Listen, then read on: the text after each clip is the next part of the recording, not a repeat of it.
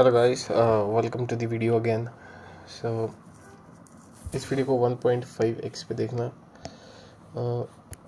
इससे आपका टाइम बचेगा और आपकी ग्रास्पिंग स्पीड बढ़ेगी। आप नई इन्फॉर्मेशन को ज़्यादा प्रोसेस कर पाओगे। जो नया वर्ड निकल रहा है उसका नोट्स बनाओ ताकि आपको हेल्प आउट हो।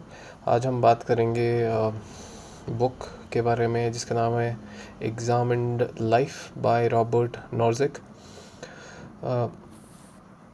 थोड़ा सा ओवरव्यू देख लेते हैं कि क्या है, किस बारे में है ये। About a deep personal philosophical inquiry into how to live a meaningful life. आपको जीने के लिए सिर्फ और सिर्फ खाना नहीं चाहिए होता है। अगर खाने से बंदा जिंदा रहता होता तो उसको सोसाइटी, उसको आसपास की चीज़ें, लिविंग और नॉन लिविंग एनिमल्स, बर्ड, ये सब चीज़ें, और सबसे बड़ी चीज़ मीनिंग की ज़रूरत नहीं पड़ती। ठीक है। If you have meaning, you know how to, you will face anything big. Okay. आपको कहीं से निकल के कहीं जाना है तो मीनिंग चाहिए।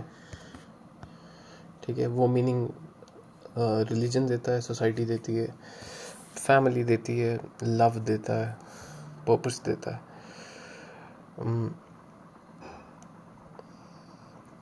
ये इंस्पायर करते हैं कि सॉक्रेट्स के आइडिया थे। सॉक्रेट्स वही है जो जिसकी वाइफ उसके सिर के ऊपर पानी डाल देती थी क्योंकि वो 24 घंटे सोचता ही रहता था।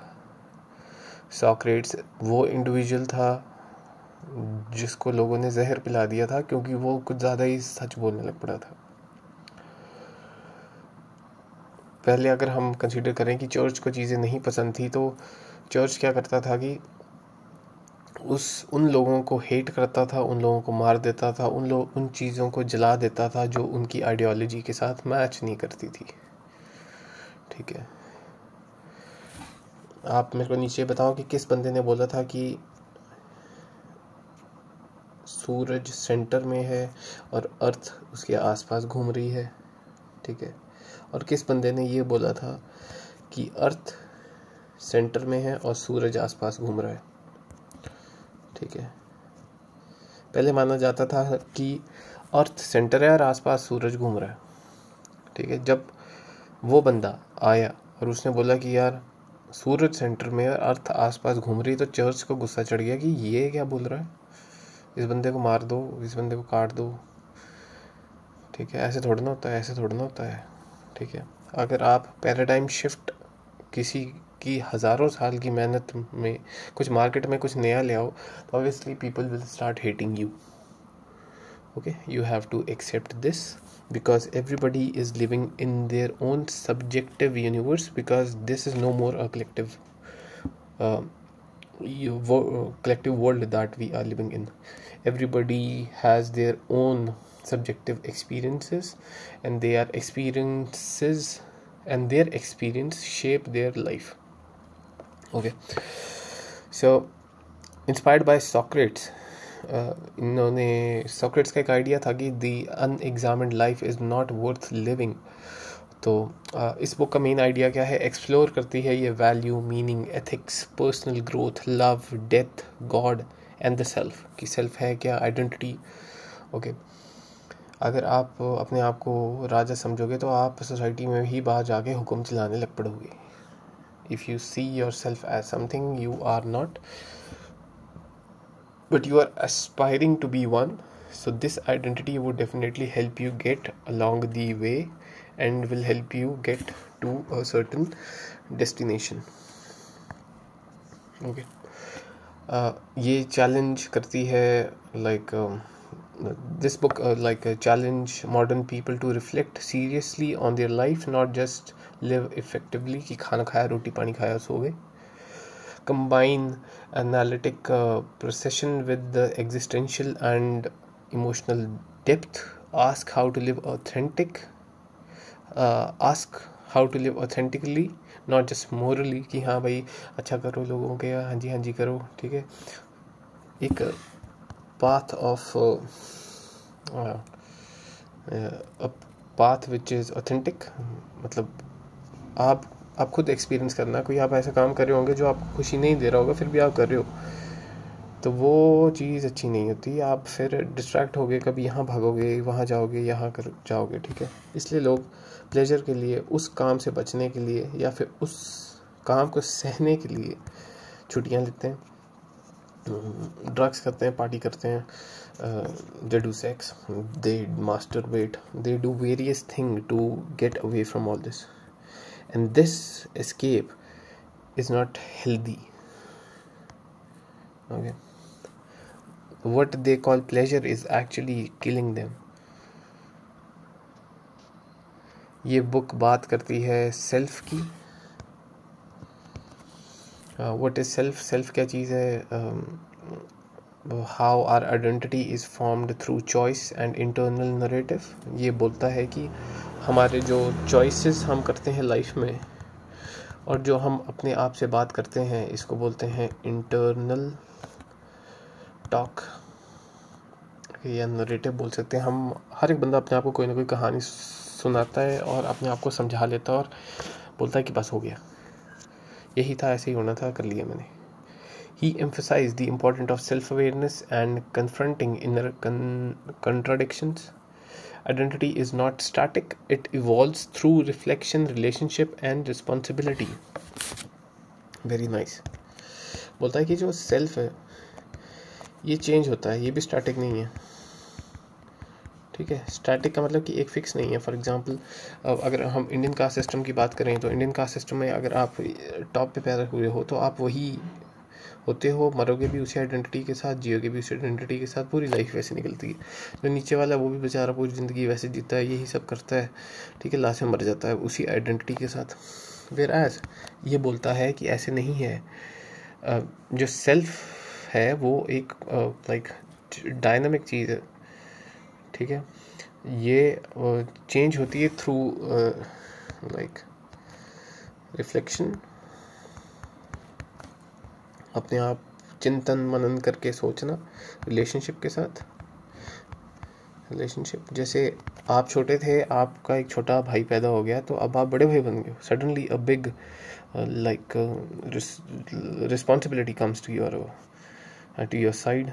दिमाग में एक आएगा कि यार मैं तो गोली भी खा लूँगा, मैं कोई ना कोई बड़े बंदे से लड़ लूँगा, ठीक है, मैं लाइक मुश्किल से मुश्किल टाइम भी सह लूँगा। बड़े भाइयों में होती है ये चीज़, responsibility. Suppose now there is no money in the house, the father which you had is no more, the mother which you saw every day is no more, but you have now a younger guy, which is your brother, the father is getting old, okay, शायद आपकी छोटी बहन है, उसकी शादी करवानी है, या XYZ। तो रिलेशनशिप्स, रिस्पॉन्सिबिलिटीज़, आप अपने आप को कैसे सोचते हो, रिफ्लेक्शन चेंजेस योर आइडेंटिटी। इस बुक में बात की गई है लव के बारे में, कि defines love not just an emotion but a valuing of another for who they are। जो बंदा जैसा है वैसा है बस, और प्यार करते हैं, ठीक है। लव, इसने बोला कि true love involves seeking and supporting the full development of the beloved. जिससे प्यार करते हो उसका मतलब है कि वो लाइक सपोर्ट करे आपको, वो आपको देखे, आपका ध्यान करे, ठीक है, आप दोनों ग्रो करो, ये होता है प्यार का मतलब। Love is a root to self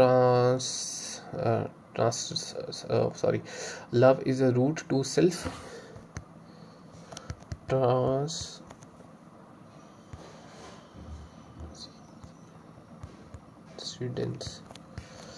transcendence.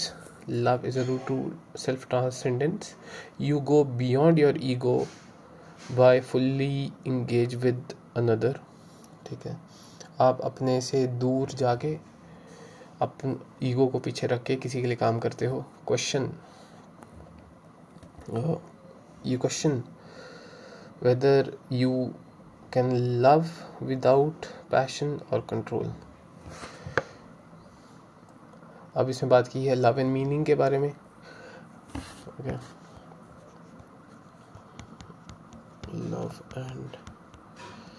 Love and meaning क्या चीज़ है. ठीक है, इसने बताया कि कैसे value give meaning to life. Values are not just subjective, they reflect deeper layer of reality and aspiration.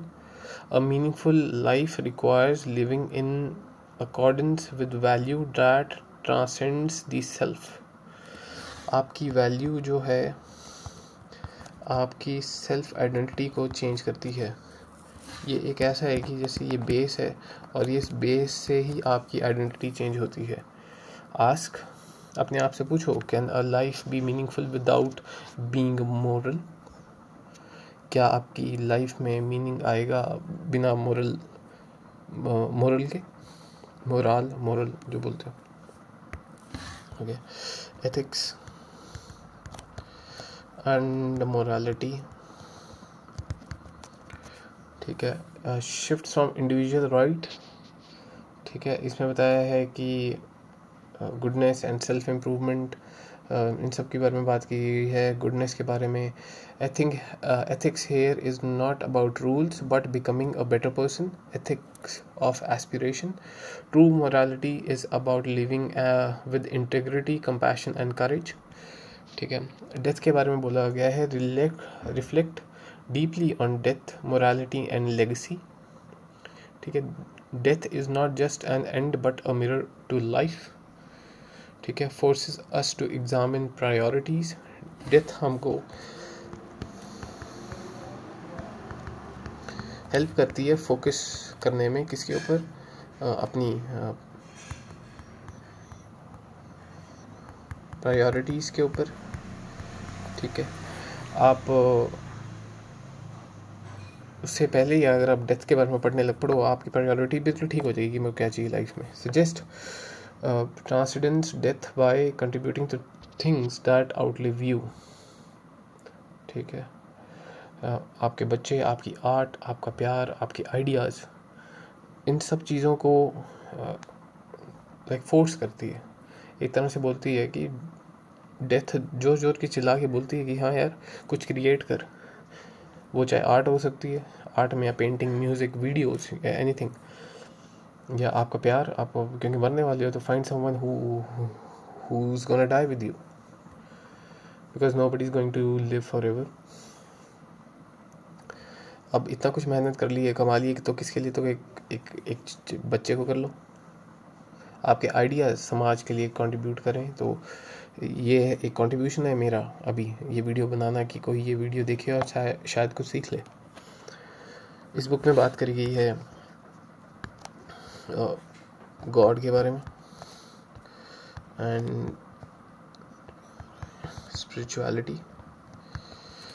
ठीक है, engage with the idea of God not as doctrine but a symbol of ultimate meaning and unity. God is presented as metaphysical grounding for values, not necessary being.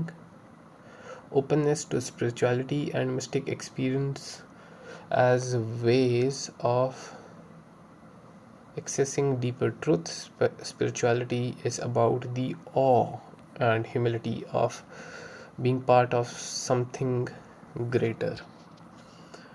Living the examined life का मतलब क्या है? Self reflection is essential, not to judge but to understand.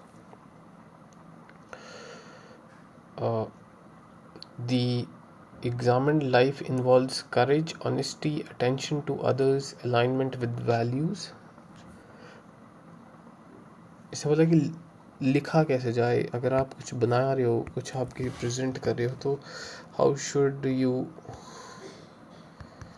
Writing style and tone. आपने कुछ create करना है, पता है मरने वाले हो, तो आप कैसे करो वो सब चीज़ें. लेस टेक्निकल हो than his earlier work, more like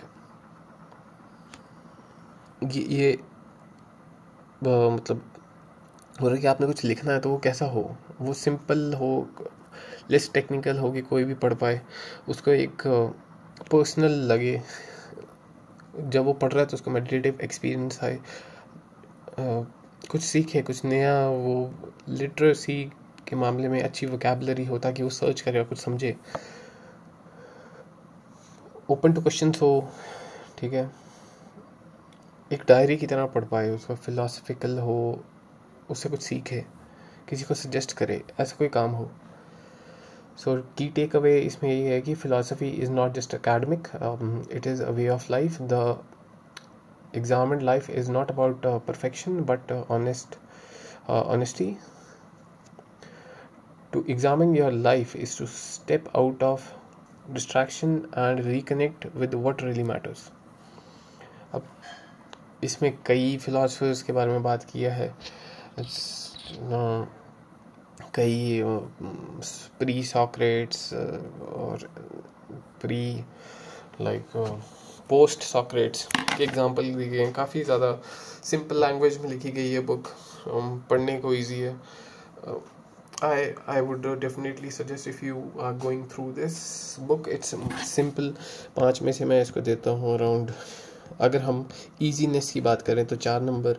अगर आप बोलो कि ये थोड़ी एडवांस है तो उसके लिए तो एडवांस तो बिल्कुल भी नहीं है बुक, ठीक है, इसके लिए तो 2 नंबर। अगर मैं बोलूँ कि बिगिनर्स के लिए ये होनी चाहिए तो हाँ बिल्कुल, उसके लिए तो 5 नंबर है वही पूरे, ठीक है। अब इसकी वोकैबुलरी कैसी है, वोकैबुलरी थोड़ी सी टफ है, तो लाइक ये स्ट्रॉन्ग है, ठीक है।